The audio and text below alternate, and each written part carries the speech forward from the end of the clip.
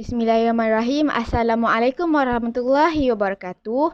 Hari ini saya akan membentangkan tentang sejarah kemunculan dan perkembangan dinasti Ya'rubi 1034 sehingga 1156 Hijrah bersamaan 1625 sehingga 1743 Hijrah. Baiklah, sebelum saya meneruskan pembentangan pada hari ini, eloklah saya memperkenalkan diri saya terlebih dahulu. Nama saya Nurul Jana binti Isyam, bernombor matrik 052234. Saya merupakan pelajar tahun akhir pengajian diploma Sejarah dan Tamadun Islam, Fakulti Kontemporari Islam di Universiti Sultan Zainal Abidin. Pembentangan pada hari ini adalah di bawah subjek Duailat Al-Islamiyah DWH 20803 di bawah pengelolaan Dr. Nur Safwan bin Chehno. Baiklah, pembentangan pada hari ini merangkumi 6 subtopik. Yang pertama, pengenalan. Kedua, penyertaan masalah. Ketiga, objektif. Keempat, metod. Kelima, hasil kajian. Dan keenam, kesimpulan. Baiklah, saya mulakan dengan pengenalan. Dinasti Ya'rubi merupakan pemerintahan di Oman antara tahun 1625 Masihi sehingga 1743 Masihi dengan menggunakan gelaran imam. Dinasti ini telah diasaskan oleh Nasir ibn Mursyid yang telah mengambil kekuasaan semasa negara dalam belenggu kekuasaan Portugis. Dinasti ini telah mengusir Portugis dari kubu kuatnya yang terletak di Maskat dan telah menyatukan negara. Mereka telah meningkatkan sektor pertanian, memperluaskan perdagangan dan membangunkan Oman menjadi sebuah pusat maritim Islam yang sangat kuat. Namun pun begitu, dinasti ini mula kehilangan kuasa setelah berlakunya perjuangan yang berturut-turut. Pemerintah terakhir dinasti ini adalah Sultan Ibn Saif II. Setelah kematian Sultan Ibn Saif II, beliau telah menggantikannya dengan anaknya. Namun begitu, telah timbulnya pelbagai konflik.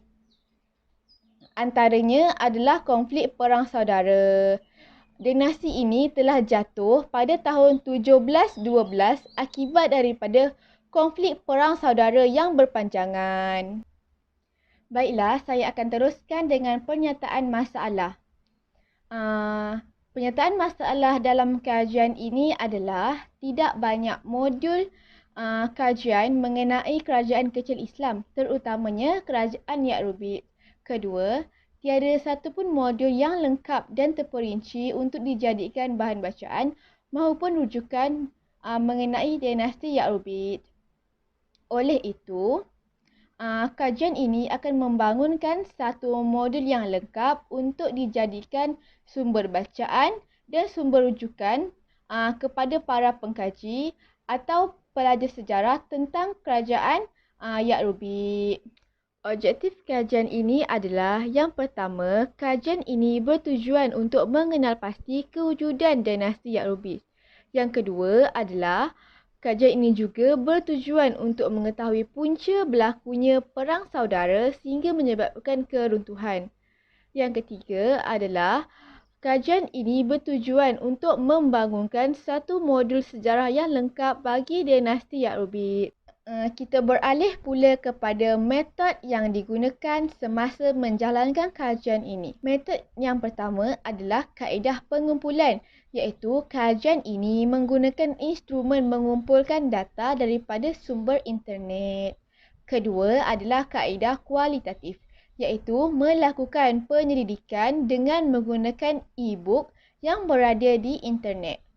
Yang terakhir adalah kaedah analisis, iaitu menganalisis data dari sumber internet supaya tidak berlakunya sebarang pemalsuan data. Seterusnya, hasil dapatan kajian yang dilakukan. Yang pertama adalah dapat mengetahui asbab penubuhan dinasti Ya'rubi. Yang kedua adalah mengetahui faktor kemajuan dinasti Ya'rubi, sama ada faktor ekonomi ataupun faktor sosial. Yang ketiga, mengetahui punca sebab keruntuhan dinasti Ya'rubid. Keempat, mengetahui sebab peralihan daripada ekonomi tradisional kepada ekonomi maritim yang sangat maju. Kelima, mengetahui punca berlakunya perang saudara dalam kalangan pemerintah sehingga menyebabkan keruntuhan dan mengetahui bagaimana pencerobohan Parsi ke dalam dinasti Ya'rubid. Keenam, mengetahui sejauh mana Oman ketika itu menjadi suatu rangkaian maritim Islam yang terbesar. Ketujuh, mengetahui intipati dan input dari modul penubuhan dinasti Ya'rubid.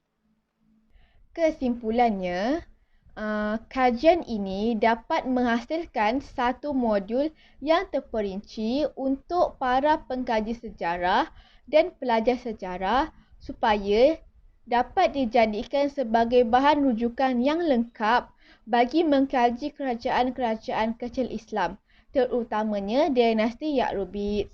Hal ini akan memberikan manfaat yang besar kepada para pengkaji dan supaya ramai lagi yang mengetahui akan kewujudan dinasti Ya'rubid.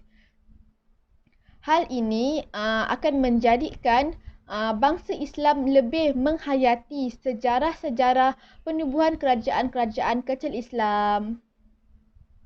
Sekian saja daripada saya. Terima kasih.